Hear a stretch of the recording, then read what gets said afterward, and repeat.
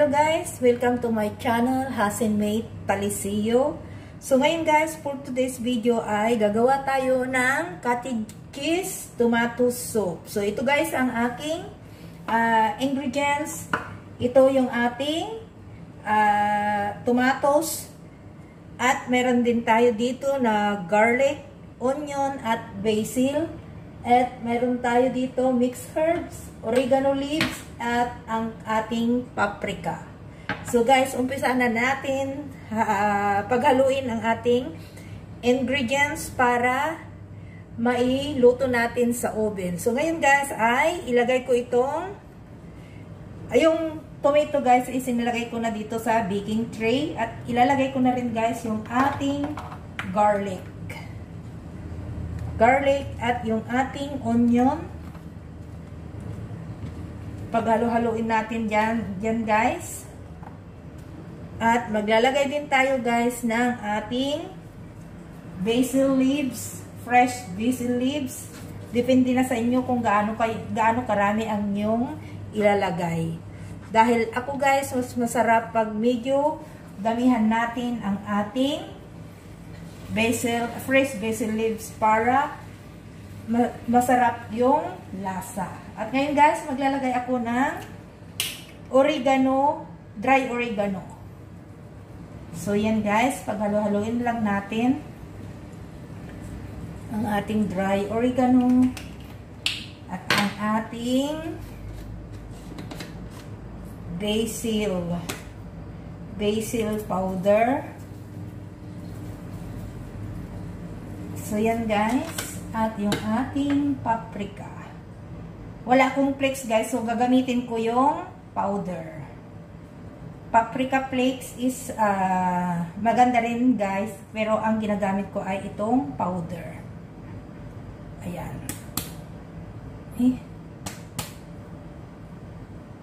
Ayan guys, at maglagay din tayo guys ng black pepper. So, ayan, black pepper.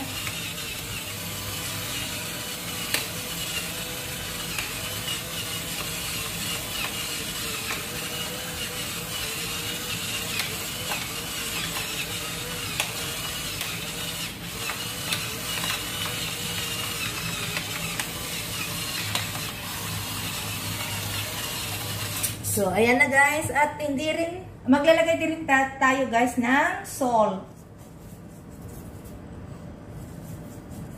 So, ayan guys, at ito naman guys ay ilagay din natin ang ating olive oil.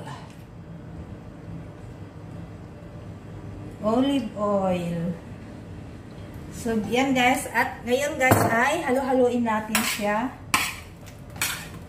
Haluin natin guys bago natin ilagay sa oven.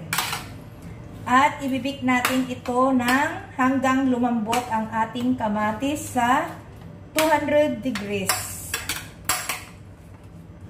200 degrees for siguro 40 to 45 minutes. Depende guys kung malambot na ang ating kamatis, onion at ang ating garlic. So ayan guys, ready to bake na. Ayan. So, yan guys, ibibik na natin ng 40 to 45 minutes sa 200 degrees. So, tara guys, samahan niyo ako. Ilalagay na natin dito sa ating oven. Ayan guys.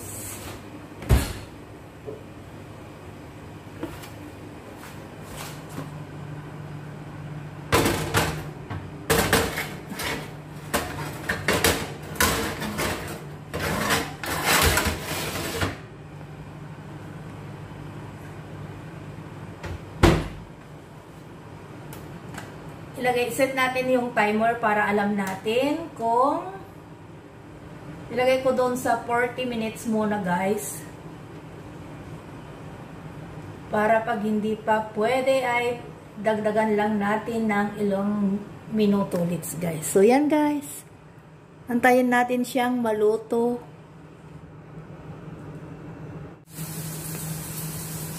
So, ito na guys yung ating tomatoes. Ready na guys. At ayan yung kanyang itsura. Malambot na siya. Yan, malambot na. So, yan guys, malambot na sila. So, palamigin na lang natin guys. Tsaka natin ilagay sa blender. So, samahan niyo ako mamaya guys na i-blend ang ating tomato.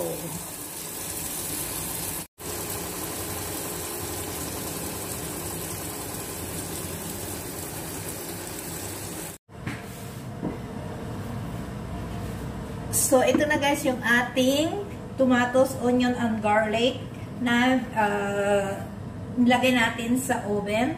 So, ngayon guys ay itatransfer natin dito sa ating blender. Yan, i-transfer ko na dito lahat guys.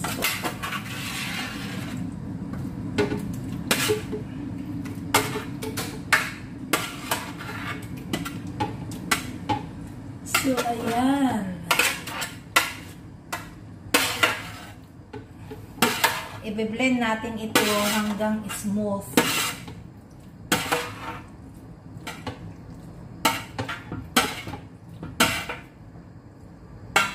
So, ayan guys. Kukunin ko yung lagyan ko ng tubig para makuha ko rin yung ayan guys. Simutin natin lahat guys para masarap ang ating tomato and cottage cheese soup. Ayan guys, yan.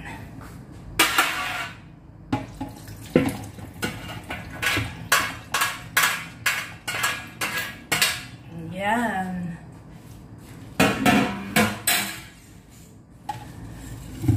Naglagay ako ng 1 cup na water guys. Dinagdagan ko na 1 cup na water. At ngayon guys ay i-blend natin.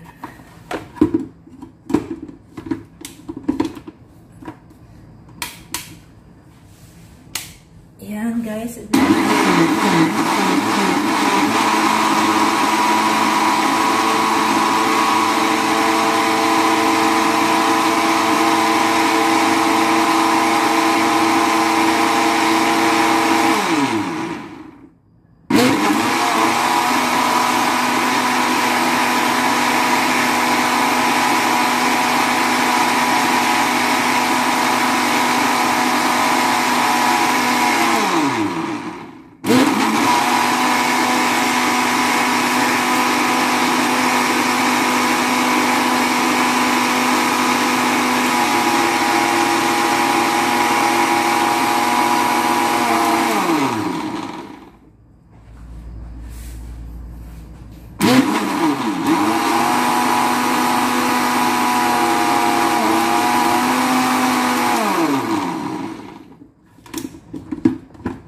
So, ito na guys. Tapos na ng aking pag-blender dito sa ating tomatoes.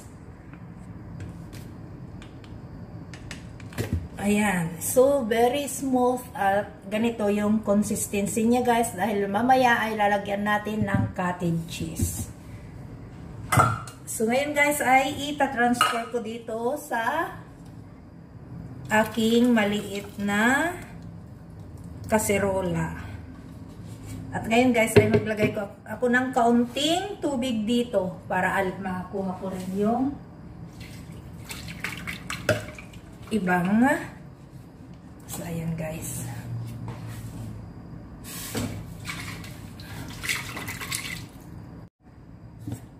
So ito guys, ibinalik ko dito sa blender kasi lalagyan natin, nakalimutan kong lagyan ng balsamic vinegar.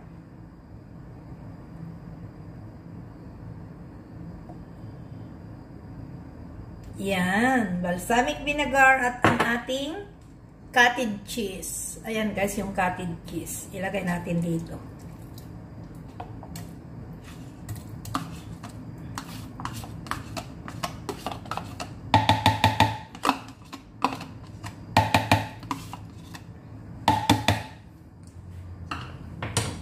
Tsaka i-blend natin ng high speed.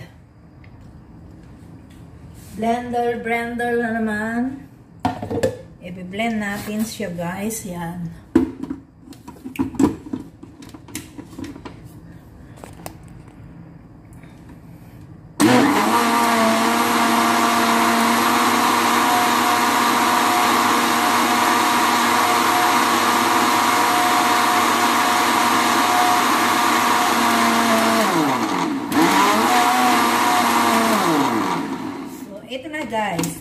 ating tomato and cottage cheese soup. At kailangan tikman natin guys kung tama yung kanyang lasa. Kapag kulang ay magdagdag lang tayo ng asin. So yan guys, ilalagay ko na naman dito sa ating kaserola. Dito sa ating kaserola. Iyon ko yung ating light para makita natin ang itsura ng ating. Ayan guys, ilagay ko na dito. Wow, looking yummy.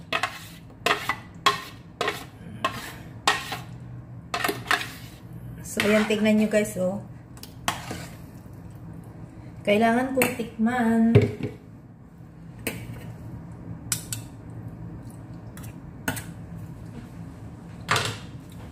Ayan guys, kulang ang ating asin. So magdagdag tayo ng konting asin.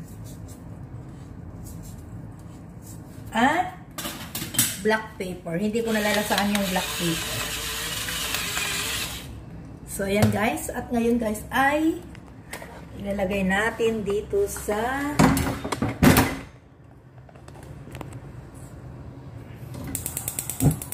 painitin natin ng konti guys.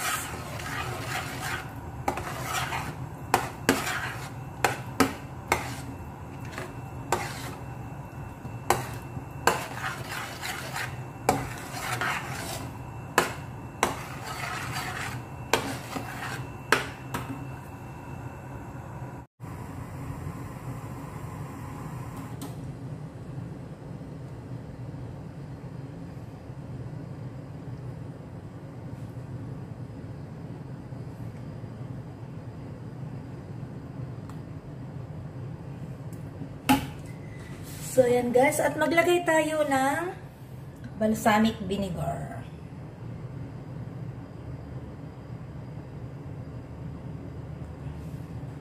Balsamic vinegar, olive oil,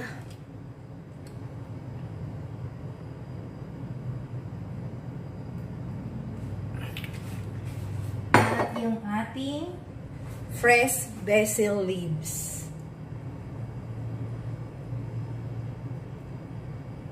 So, yan lang guys.